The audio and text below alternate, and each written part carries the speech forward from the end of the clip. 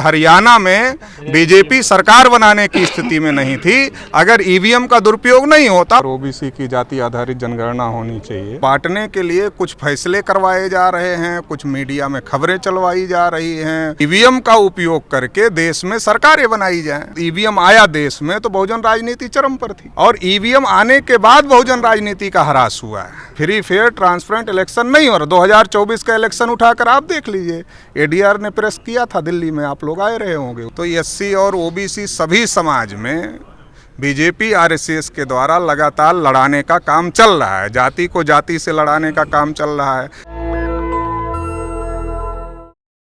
यहाँ पर आप लोग आए हैं, आप लोग हमेशा बहुजनों की बात करते हैं और पिछड़ों के अधिकारों की बात करते हैं। आज कौन से मुख्य मांगों के साथ यहाँ आप लोग एकत्रित हुए हैं? देखिए, मैं तो राष्ट्रीय पिछड़ा वर्ग मोर्चा जो कि ओबीसी का संगठन है उसका राष्ट्रीय अध्यक्ष हूँ जी। और देश भर में जाति आधारित जनगणना और ओबीसी की जाति आधारित जनगणना होनी चाहिए और जिसकी जितनी संख्या है, एससी की भी संख्या बढ़ी है, एसटी की भी संख्या बढ़ी है और ओबीसी की भी संख्या के अनुपात में सभी को सबकी संख्या के अनुपात में सभी क्षेत्रों में हिस्सेदारी मिलनी चाहिए।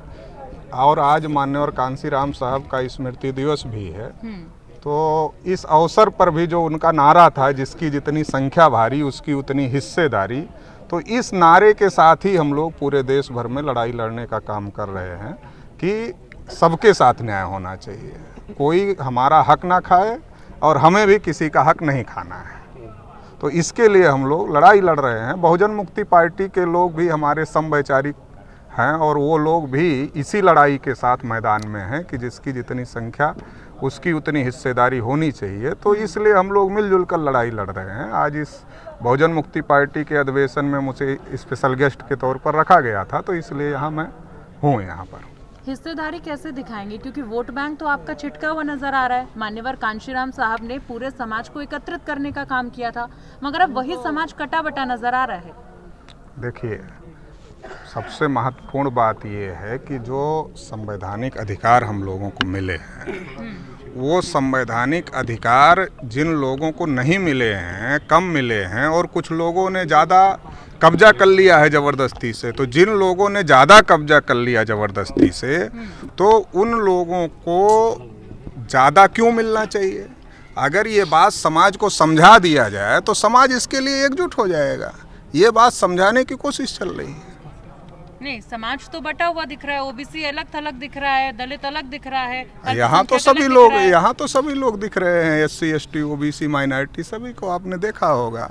तो ऐसा नहीं है, देश में एक अफवाह भी चलाई जा रही है और एक अफवाह ये चलाई जा रही है कि सब लोग बंट रहे हैं और बांटने के लिए कुछ फैसले करवाए जा रहे हैं, कुछ मीडिया में खबरें चलवाई जा रही हैं, कुछ रैलियां भी करवाई जा रही हैं कि ये दिखाया जाए बंट गए और ईवीएम का उपयोग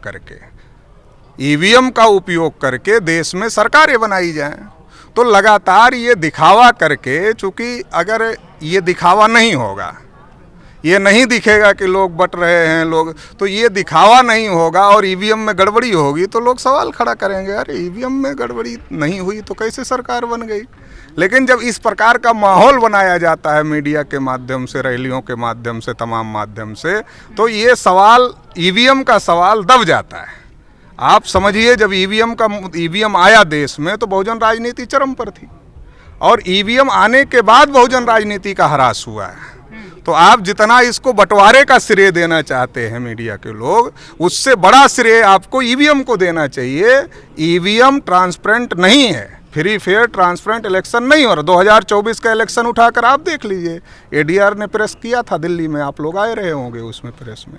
एडीआर ने क्या कहा कि पूरे भारत में 4 लोकसभा सीटों पर केवल जितने वोट पड़े थे और जितने काउंट हुए वो मैच हुआ, बाकी मैच नहीं हुआ देश भर में। मगर कांग्रेस को खुशफहमी हो गई थी 99 सीट पाने की, कुछ और क्षेत्रीय दलों को खुशफहमी हो गई थी, क्योंकि बीजेपी का टारगेट था हम तो किसी तरीके से तीसरी बार सरकार बनाना है, थोड़ा तुमको भी बढ़ा देंगे तो कम से कम ईवीएम का मुद्दा दबा रहेगा। तो एक खुशफहमी की वजह से 24 के इलेक्शन में विपक्षी दलों ने ईवीएम का मुद्दा नहीं उठाया। अभी हरियाणा में फिर गड़बड़ हो गया तो फिर चिल्ला रहे हैं। नहीं, अभी आपने बोला कि अभी मतलब कि हमारा हक कोई और खा रहा है, खाने वाला कौन है?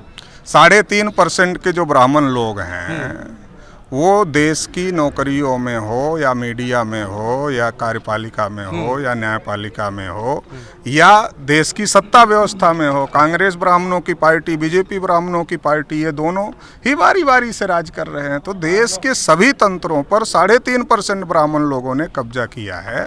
तो ये जो 3.5% ब्राह्मण लोग हैं, यही तो दूसरे लोगों का तो हक है। 97% लोगों की क्यों नहीं सरकार अब बन पा रही है, क्यों नहीं बना पा रहे हैं आप लोग? हाँ, तो इसलिए तो नहीं बना पा रहे हैं। तो बता तो रहे हैं कि देश में जब से ईवीएम आया तो ईवीएम की वजह से देश का लोकतंत्र खतरे में चला गया। अब पब्लिक जिसको चाहती है उसकी सरकार नहीं बनती, ईवीएम जिसके नियंत्रण में है उसकी सरकार बनती है। ईवीएम तो अब आया है 2010 के बाद। 2004 में कौन सी चीज? नहीं, उससे पहले आप भी देख सकते हैं कि कांग्रेस और बीजेपी रही है ना, उससे किसके पहले, समर्थन EVM से रहती थी? 2004 और 2009 में ईवीएम में गड़बड़ी हुई, तब बहुजन राजनीति अपने चरम पर बढ़ रही थी, आगे की दिशा में बढ़ रही थी और ये स्थिति पैदा हो गई थी कि बहुजनों के बगैर कोई सरकार दिल्ली में नहीं बन रही थी। और अगला स्टेप ये था कि बहुजनों की सरकार बनती, SC ST OBC माइनॉरिटी की सरकार बनती। ये स्थिति पैदा हो गई थी, बहुजनों के समर्थन के बगैर कोई सरकार नहीं बन रही थी। अगला स्टेप ये आने वाला था कि बहुजनों की सरकार बनती। तो ब्राह्मणों ने ये षड्यंत्र किया कि अगला स्टेप ज़्यादा खतरनाक है कि बहुजनों की सरकार बनेगी सेंटर में, तो इसलिए उन्होंने षड्यंत्र करके ईवीएम लाया और ईवीएम षड्यंत्र करके लाया। तो इसकी वजह से पूर्ण बहुमत की सरकार उन लोगों ने आप बनाई।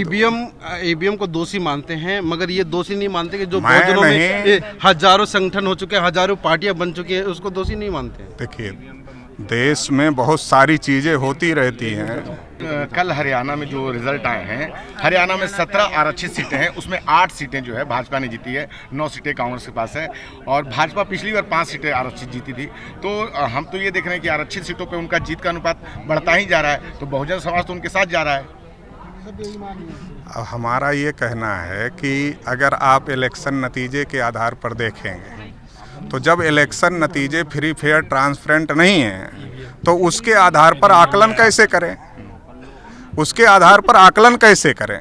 इसका मतलब हमारा ये नहीं कहना कुछ भी लोग नहीं जा रहे हैं, लेकिन हमारा ये कहना है कि बीजेपी सरकार बनाने की स्थिति में हरियाणा में नहीं थी। तमाम तोड़फोड़, तमाम चीज़ों के बावजूद भी जिस तरीके से उन्होंने रिजर्वेशन के इशू को उठाया, दूसरे इशू को उठाया और मुख्यमंत्री चेंज किया, बहुत सारा काम करने के बावजूद भी बीजेपी, आप लोग भी जानते हैं, सब लोग जानते हैं कि हरियाणा में बीजेपी सरकार बनाने की स्थिति में नहीं थी। अगर ईवीएम का दुरुपयोग नहीं होता और ये डेटा आ जाएगा, आप ADR के डेटा पर क्यों नहीं चुनाव आयोग जवाब देता है? देना चाहिए ना।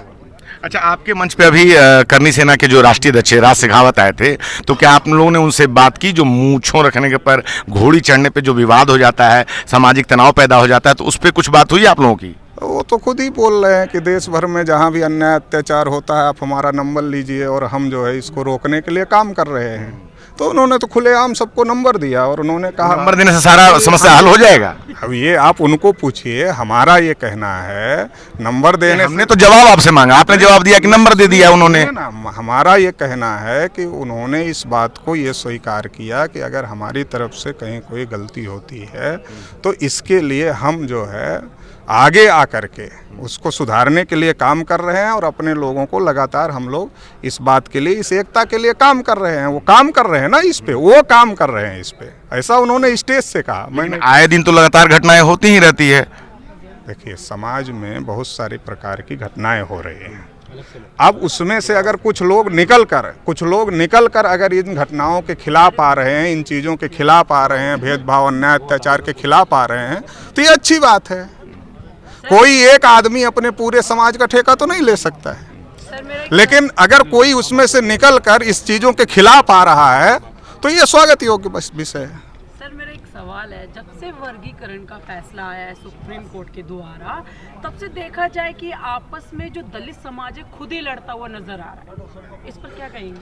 देखिए, दलित समाज या SC समाज जो है या OBC समाज है, और तो SC और OBC सभी समाज में बीजेपी आरएसएस के द्वारा लगातार लड़ाने का काम चल रहा है। जाति को जाति से लड़ाने का काम चल रहा है। जैसे उत्तर प्रदेश में यादव बनाम दूसरी जातियाँ की जाती है, हरियाणा में जाट बनाम दूसरी जातियाँ की जाती हैं, जाटो बनाम दूसरी जातियाँ की जाती हैं तमाम जगह। तो ये तो सारा उनका साजिश है, षड्यंत्र है हमको विभाजित करने का। जाति कोई हमारे बाप दादा पूर्वजों ने नहीं बनाया।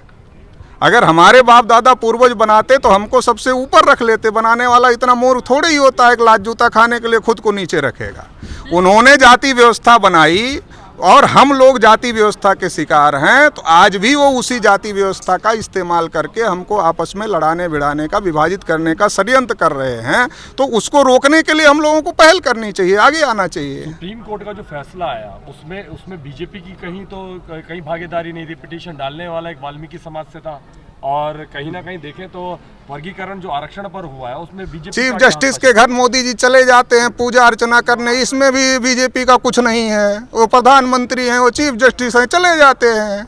अगर ऐसे आपको कहना है तो फिर क्या कर सकते हैं इसका। अच्छा इस तरीके की भिड़ंत अगर कराई जा रही है, आप कह रहे हैं हम जाति जोड़ने का प्रयास कर रहे हैं, जोड़ने का काम कर रहे हैं, तो आप दलितों को इकट्ठा नहीं कर पा रहे। आप कह रहे हैं सारे सर्व समाज को SC ST OBC माइनॉरिटी, ये मान्यवर काशीराम जी ने कहा कि SC ST OBC माइनॉरिटी ये बहुजन है।